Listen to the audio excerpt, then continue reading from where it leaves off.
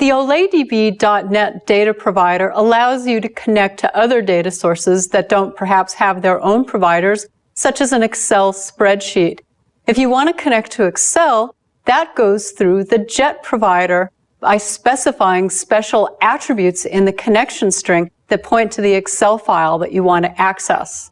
Let's take a look. When you click the F5 button, the sample application launches, and the Excel tab allows you to connect to an Excel spreadsheet named Connect Excel XLS using the JET provider.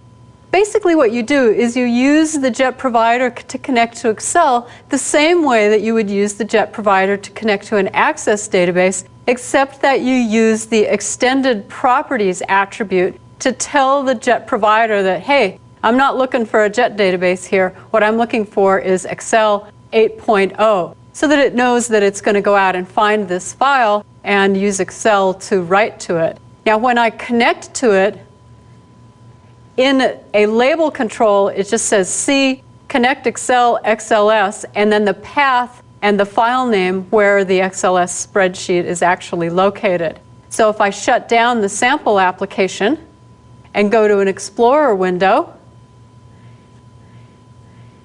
here is the Connect Excel XLS spreadsheet.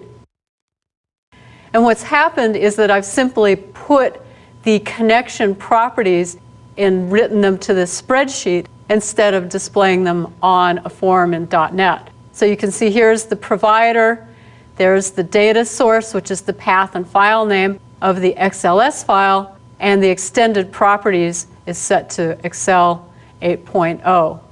I'll shut down Excel, and let's go and look at the code back in the sample application.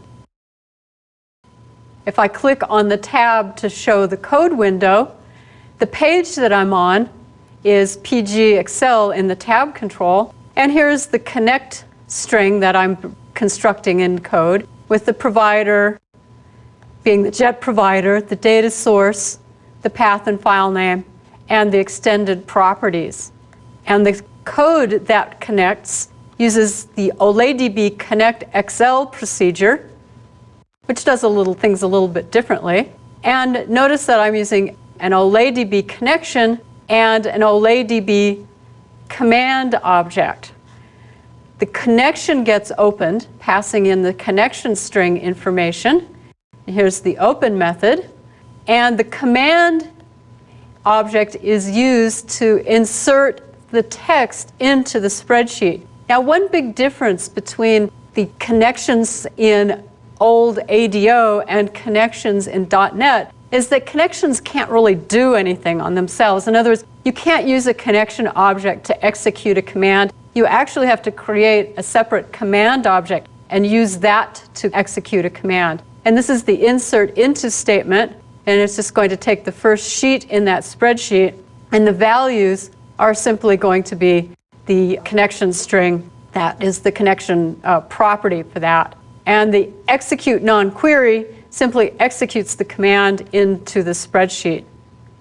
And that is the return here, is that statement that got put into the label control on the form, telling us where to go and look in the Excel sheet to look for that particular string, cnn.connection string. Let's go back to design.